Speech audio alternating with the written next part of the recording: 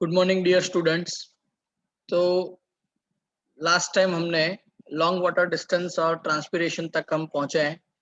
Water molecules कैसे leaf तक पहुंच रहे हैं, ओके, ये अभी हमने देखा। और कैसे वहां से इवोपरेशन हो रहा है। ये डायग्राम वैसे हम समझ चुके हैं, लेकिन वो स्लाइड अलग था। ये नया स्लाइड है जिसमें नई इंफॉर्मेशन आपके लिए है। सो एडिशन एंड कोहेशन, ये दो फोर्सेस के बारे में हम देख रहे थे। So the transpiration driven ascent of xylem sap depends on the following physical properties of water. तो ट्रांसपिरेशन ड्रिवन मतलब रूट प्रेशर ड्रिवन नहीं बोल रहे हैं, यहाँ पे वर्ड यूज कर रहे हैं ट्रांसपिरेशन ड्रिवन। मतलब ज्यादातर रोल जिसका जो रह रहा है वो ट्रांसपिरेशन है, that is the negative pressure. और वो पूल कर रहा है वाटर को इन द जाइलम, ओके। और वो कौन सी प्रॉपर्टीज के ऊपर डिपेंड करता है? तो वाटर की ये जो प्रॉपर्टीज हैं, एक है कोहेशन। कोहेशन का मतलब क्या होता है? This mutual attraction between water molecules. ये मैंने आपको पहले बार जब हमने ऐसा एक डायग्राम देखा था उसमें मैंने समझाया है। This is the hydrogen bond between two water molecules. तो cohesion that is mutual attraction between water molecules. दूसरा है adhesion, that is attraction of water molecules to polar surfaces, okay. For example surfaces of the tracheary elements, मतलब trachea के या आप बोल सकते हैं वेसल्स के जो एलिमेंट्स हैं, सेल्स हैं, ओके, उसके सरफेस के साथ जो अटैचमेंट होता है वाटर मॉलिक्यूल का, because of the attraction to the polar surface, okay, that is called adhesion. और तीसरी जो प्रॉपर्टी है वाटर की, that is surface tension. So in liquid phase water molecules are more attracted to each other than in the gas phase, okay. Surface tension ये हमें पता है। तो लिक्विड फेज में वाटर मॉलिक्यूल्स जो है एक दूसरे के साथ ज्यादा कांटेक्ट में रहते हैं और एक दूसरे को ज्यादा अट्रैक्ट भी कर सकते हैं compare to the gaseous phase, okay. This properties give water high tensile strength and high capillarity. तो हाई टेंसाइल स्ट्रेंथ का मतलब क्या है? Ability to resist the pulling force, okay. Pulling force को रेजिस्ट करने की एबिलिटी जो उसको बोला जाता है टेंसाइल स्ट्रेंथ। अदरवाइज क्या होगा? पुलिंग फोर्स की वजह से ये शेप जो बन रहा है ना पूरा, ये ब्रेक हो सकता है। और ब्रेक होगा तो वाटर आगे मूव नहीं कर सकता। लेकिन because of this property high tensile strength, water का पुलिंग होता रहेगा। And then high capillarity is one more feature. It is ability to rise in the thin tubes, okay। बहुत थ्रेड से भी पतले ट्यूबुलर फॉर्म में वाटर मूव करता रहता है from downward to upward, that is called capillary movement of the water. In plants, capillarity is aided by the small diameter of the tracheary elements, that is the tracheids and vessel elements। तो plants में capillarity जो है ना, it is aided by small diameter of the tracheary elements. तो हमें पता है trachea के जो सेल्स हैं वो बहुत थीन है, ओके, और उनका डायमीटर भी बहुत नैरो है, ओके। तो उसकी वजह से क्या हो रहा है? कैपिलरी बहुत थीन बनता है, और जितना कैपिलरी थीन बनेगा उतना ही प्रेशर उसके ऊपर ज्यादा बन सकता है, and it can move to that particular direction, okay. So in tracheids and vessels दोनों में ऐसी पॉसिबिलिटी क्रिएट हो रही है because of the narrow diameter. Xylem vessels from the root to leaf vein supply water for photosynthesis। तो xylem के जो vessels हैं, they are supplying the water to the leaf vein। Leaf के जो when है एक्चुअली वो भी क्या है? लीफ के वेन जो है वो एक्चुअली है तो अपने मस्कुलर बंडल्स ही हैं। तो वहां पे जो जाइलम जो आपको यहाँ पे ब्लू कलर के दिखाए गए हैं, जाइलम जो है ना, ओके, वहां तक वाटर पहुंचाने का काम करता है। And obviously water is going to be utilised for photosynthesis, okay. There is a continuous thin film of water over the cells. So as water evaporates through the stomata, water pools into leaf from the xylem। क्या होगा? आप देखिए यहाँ पे xylem से water बाहर तो आ जाएगा, लेकिन वो कवरिंग बना देगा, एक थीन फिल्म बना रहा है सभी सेल के ऊपर। और यहाँ पे आप देख रहे हैं इट इज स्टोमाटल ओपनिंग। और ये जो स्टोमाटल ओपनिंग है वहां से तो कॉन्स्टेंटली वाटर का मूवमेंट बाहर होते रहने वाला है इन द गैसियस फॉर्म। ये कॉन्स्टेंटली चलता रहेगा, तो यहाँ पे ये फिल्म जो है ये खींचने वाली हर बार, और खींचेगा तो इसका मतलब यहाँ पे वाटर बाहर निकलता ही जाएगा constantly from xylem. In atmosphere concentration of water vapor is lower than that in the substomatal cavity and intercellular spaces। ये बात ऑब्वियस है। नॉर्मली एटमोस्फियर में क्या होता है, एयर कंटेंट में वाटर वेपर का कंसंट्रेशन जो है वो कम होता है compare to the substomatal openings as well as sub intercellular spaces of the leaf. तो ज्यादा कंसंट्रेशन वाटर की यहाँ पे है लीफ के अंदर और कम यहाँ पे है, तो ये ऑलरेडी हम पढ़े हैं ऑस्मोसिस का फंडामेंटल वाटर के लिए। From higher water potential to lower water potential ये मूवमेंट होता रहेगा। This also helps water to diffuse into the surrounding air and this creates a pool. Constantly water बाहर जा रहा है, बाहर जाने के लिए सेल के ऊपर जो थिन फिल्म बना है वहां से खींचना पड़ेगा। वो कहाँ से खींचेगा, तो फ्रॉम जाइलम, तो that is called pulling.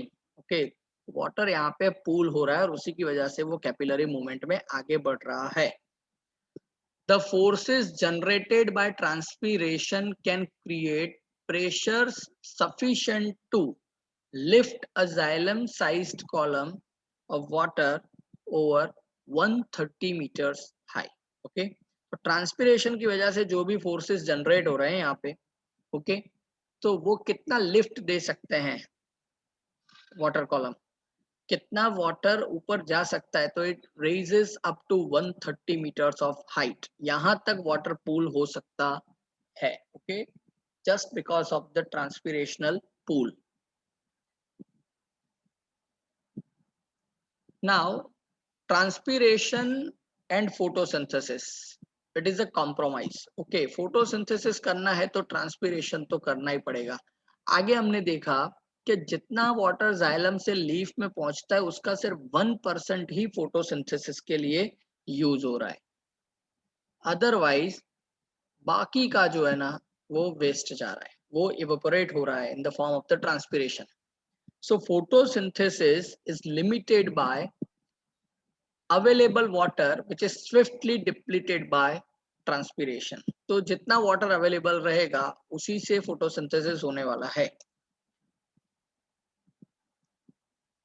The humidity of rainforest is mainly due to this cycling of water from root to leaf to atmosphere and back to soil। rainforest का हमें फंडामेंटल पता है, constant raining वहां पे होती रहती।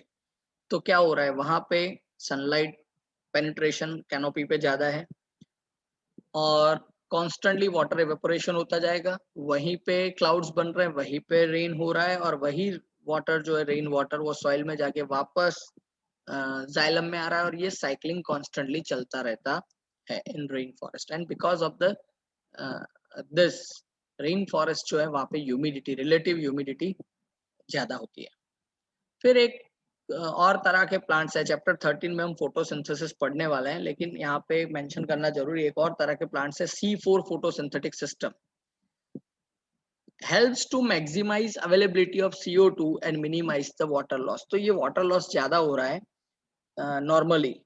तो दो तरह के प्लांट्स होते हैं वैसे, C3 एंड C4, ये आगे पढ़ेंगे तब क्लियर हो जाएगा। It is dependent on the cycling of the water, cycling of the carbon dioxide, कौन सी साइकिल को फॉलो कर रहा है कार्बन, उसके ऊपर ये बेस्ड है। तो C4 फोटोसिंथेटिक प्लांट सिस्टम जो है ना उसमें CO2 की अवेलेबिलिटी मैक्सिमम हो रही है, इसीलिए वाटर लॉस वहां पे कम हो रहा है। A C4 plant is twice as sufficient as a C3 plant in fixing carbon for making sugar। However, it loses only half as much water as a C3 plant for the same amount of CO2 fixed। कितनी efficiency बढ़ रही है आप सोच सकते हैं। C4 plant ऐसे हैं जो C3 प्लांट से ज्यादा डबल कार्बन फिक्सेशन कर रहे हैं, लेकिन for doing the same, doing this thing, they are requiring only half amount of the water, okay, than the C3 plants, okay, for the same amount of the CO2 fixed। okay, तो double efficiency वाले plant यहाँ पे C4 बन रहे हैं। okay,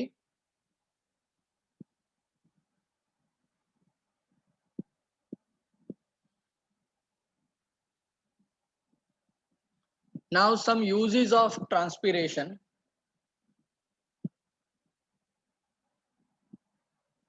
So it creates transpiration pool for absorption and transportation. Okay. तो transpiration pool create होगा तो रूट्स ज्यादा एब्जॉर्ब करेंगे और because of that you can से कूलिंग की वजह से ही वाटर का ट्रांसपोर्टेशन होने वाला है from bottom to top.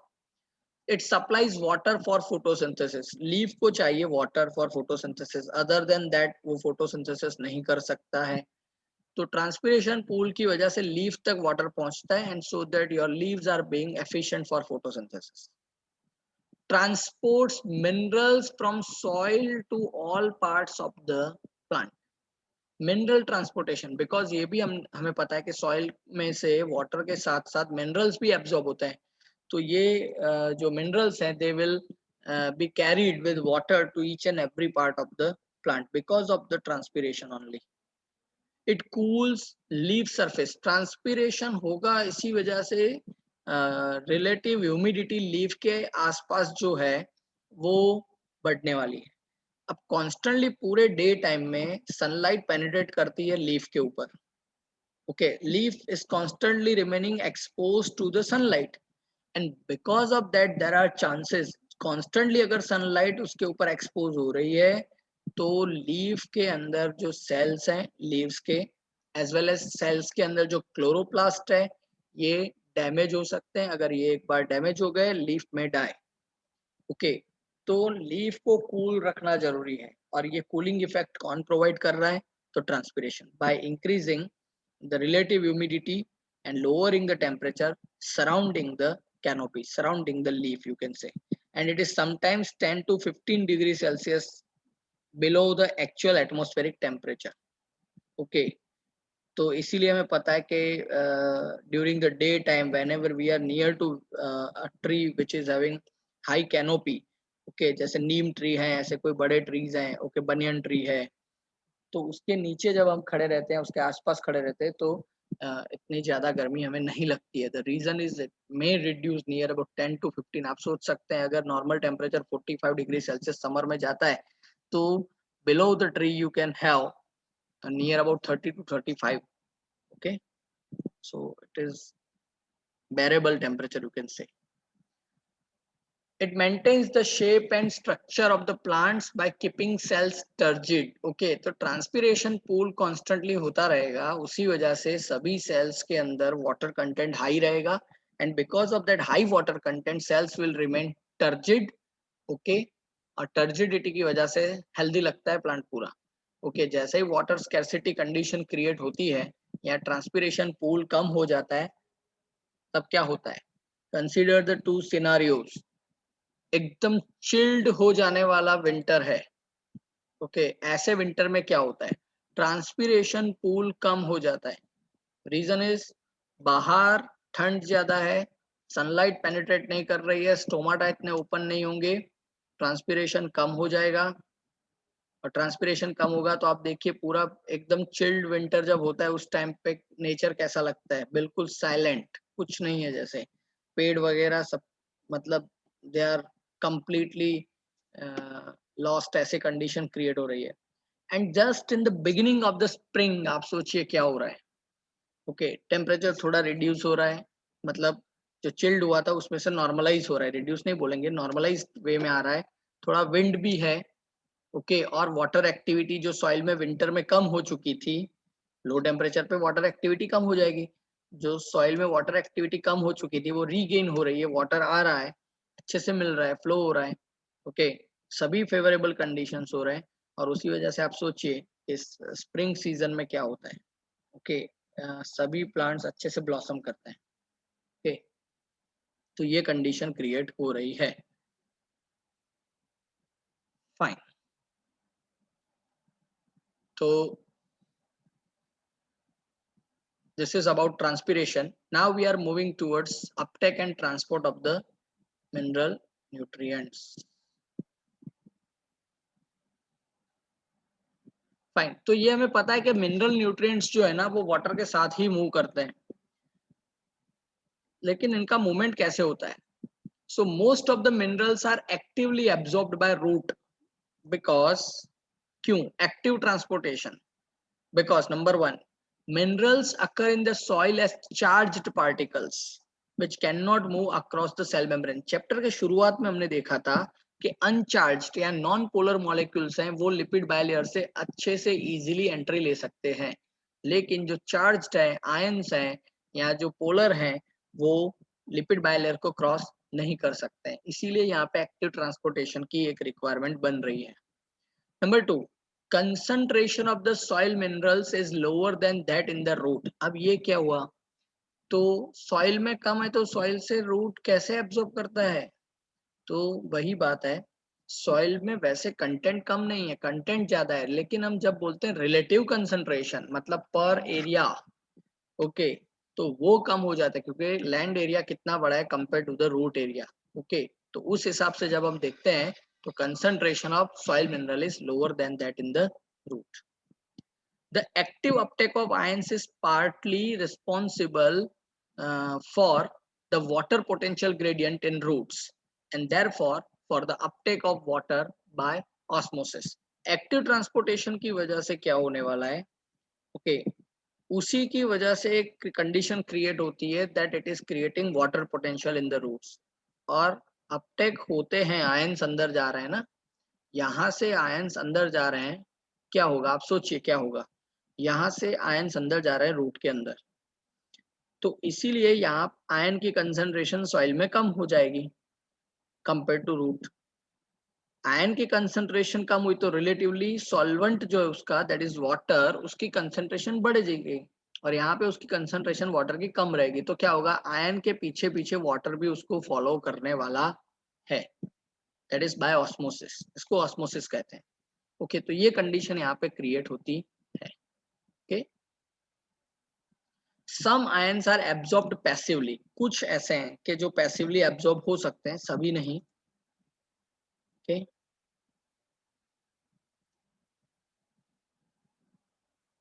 so the specific membrane proteins of root hair cells actively pump ions from the soil into the epidermal cells. Membrane proteins है, याद करिए हम पढ़े थे स्टार्टिंग में कुछ transporter proteins, okay, of root hair cells, they can actively pump the ions from soil into the epidermal cells. Okay, endodermal cell membrane also has transport proteins. They allow some solutes cross the membrane but not others. These proteins are control points where a plant adjusts quantity and types of solutes that reach the xylem. तो endodermis के जो sales हैं, okay, उसके पास भी membrane proteins हैं, वो भी इस ट्रांसपोर्टेशन में हेल्प करते हैं. So this particular proteins will allow some of the solutes to cross the membrane. कुछ को अलाउ करेंगे ये वाले यहाँ पे जो होंगे वो, but not all. Okay, and that's why they are controlling the entire mechanism. ये checkpoints बन के रह जाते हैं. Okay, when the plant is adjusting the quantity and type of the solute, it will allow to reach those particular elements, to reach element मतलब यहाँ पे ionic form में एलिमेंट्स, द जाइलम. ओके, तो क्वांटिटी और उसके type के हिसाब से यहाँ पे एब्जॉर्ब होंगे और वही जो एब्जॉर्ब किए गए हैं जाइलम तक पहुंचाए भी जाएंगे. The suberin in the root endodermis allows the active transport of ions in one direction only. याद करिए. ओके, हमने अभी लास्ट लेक्चर में ही पढ़ा था. ओके, तो सुबेरिन वाला जो कास्पेरियन स्ट्रिप है एंडोडर्मिस, ओके, वो वाटर इम्परवियस है, वाटर को एंट्री नहीं देता है, तो वहां से सिर्फ क्या होता है, सेल के अंदर, एंडोडर्मिस के सेल के अंदर ही मूवमेंट शुरू होता है और वहां से फिर जाने का रास्ता एक ही बचता है, वो रिटर्न कभी नहीं आ सकता. It will reach up to the xylem. वो रिटर्न एपिडर्मिस वाली साइड पे वाटर वहां से वापस नहीं आने वाला है. It has to reach to xylem. The thing is xylem में water concentration compare to the cortex and epidermis कम रहने वाली है. तो सुबेरिन वाला जो कास्पेरिन स्ट्रिप है ना, वो उसका प्रोविजन एक ये भी रीजन है, आप बोल सकते हैं. Translocation of the mineral ions. So the ions reached in xylem are further transported to all parts of the plant through the transpiration stream. ये फिर transpiration के साथ ही होता रहता है, ये हमें पता है. Chief sinks for mineral elements are sink and source. ये दो words आएंगे. Sink मतलब जहां यूज होने वाला है, source मतलब जहां से आ रहा है वो. तो आ रहा है कहां से? Soil, that is being the source.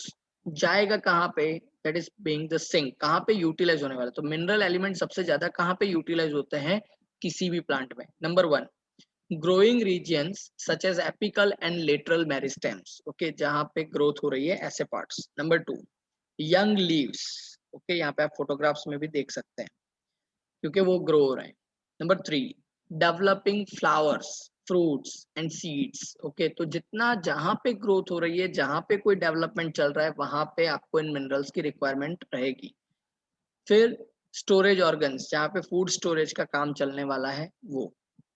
तो ये सारे जो हैं those are actually sinks for the mineral elements. Unloading of mineral ions occur at the fine vein endings through diffusion and active uptake by this cells. तो अब पहुंच तो गया जाइलम के थ्रू वहां पे, और जाइलम के जो कैपिलरीज रहेंगे at the end, fine ending जो उसके रहने वाले हैं, ओके, वहां तक पहुंचने के बाद उसका डिफ्यूजन होगा. डिफ्यूजन हो जाने के बाद जो सेल्स जिनको ये चाहिए उसका भी ये एक्टिव अपटेक करेंगे. रूट ने भी एक्टिव अपटेक किया था, यहाँ पे भी एक्टिव अपटेक होने वाला है सिंक में भी. Mineral ions are also frequently remobilized, particularly from older, that is sensing parts, that is called older dying leaves to the younger leaves. ये नेचर का एक कंजर्वेशन पॉलिसी भी कहलाता है. क्या होता है? तो मिनरल आयंस जब लीफ मतलब पूरा प्लांट मरने वाला है, लीव्स उसमें पर्टिकुलरली कोई लीफ मरने वाला है, कोई पार्ट उसका मरने वाला है, सेनेसेंस ओल्ड एज में जा रहा है, तो वो क्या करेगा? रीमोबिलाइज करेगा मिनरल आयन को. वो वहां से उसको भेज देगा to the young new plant parts, so that it will be getting utilize in the new newly generating part. लेकिन सभी ऐसे नहीं है. Elements most readily mobilized are. कौन से एलिमेंट सबसे ज्यादा मोबिलाइज हो पाते हैं? तो फॉस्फोरस, सल्फर, नाइट्रोजन, पोटेशियम, ये सारे ऐसे हैं कि जो बहुत इजीली मोबिलाइज होते हैं. Some elements that are structural components like calcium are not remobilized. जो ऐसे हैं जो प्लांट के किसी पार्ट के स्ट्रक्चरल पार्ट बन चुके हैं, वो रिमोबिलाइज नहीं हो सकते हैं. जैसे कि कैल्शियम, वो स्ट्रक्चरल पार्ट बन चुका है. कैसे? तो हमने पढ़ा था सेल वॉल में पेक्टोज बनता है, एक एक्स्ट्रा सेल्यूलोज तो है प्लस पेक्टिन, तो उसमें कैल्शियम पेक्टोज, तो कैल्शियम स्ट्रक्चरल पार्ट बन चुका है. जैसे हमारे बोन्स में भी कैल्शियम एक स्ट्रक्चरल पार्ट में ही यूटिलाइज होता है. तो जो स्ट्रक्चरल पार्ट बन चुका है वो रिमोबिलाइज नहीं हो सकता है. जो रिमोबिलाइज हो सकता है उसको प्लांट अपने यंग पार्ट्स को दे देता है, तो वो अच्छे से ग्रो कर पाए. लेकिन नहीं हो सकते, वो उसके साथ जाने वाले हैं और फिर वो वापस मिनरलाइज होके सॉइल में वापस सिस्टम में आने वाले हैं. That is called mineral cycling. Nitrogen is mainly carried in organic forms such as amino acids and related compounds. Some travels as inorganic ions. So nitrogen ज्यादातर यूज होता है in the form of the organics like amino acids और उसके related जो भी compounds बन सकते हैं वो. कुछ नाइट्रोजन जो है वो इनऑर्गेनिक आयन मतलब एमिनो फॉर्म है या नाइट्रेट फॉर्म है, नाइट्राइट फॉर्म है, उस फॉर्म में आता है. Some phosphorus and sulfur are carried as organic compounds. There is also exchange of the minerals between xylem and phloem. Sulphur और फॉस्फोरस ऑर्गेनिक कंपाउंड फॉर्म में आ रहे हैं. जाइलम और फ्लोएम के बीच में एक्सचेंज भी होता रहता है मिनरल्स के लिए, जिसको जो जरूरत है वो दूसरे से मांग सकता है. Hence we cannot clearly say, बहुत इंपॉर्टेंट स्टेटमेंट है, we cannot clearly say that xylem transports only inorganic nutrients while phloem transports only organic materials. ऐसा नहीं है, क्योंकि जाइलम और फ्लोएम के बीच में एक्सचेंज ऑफ मटेरियल होता रहता है, ऑर्गेनिक इनऑर्गेनिक दोनों का. एक्सक्लूसिव तो दोनों में से कोई भी नहीं है. Okay, fine.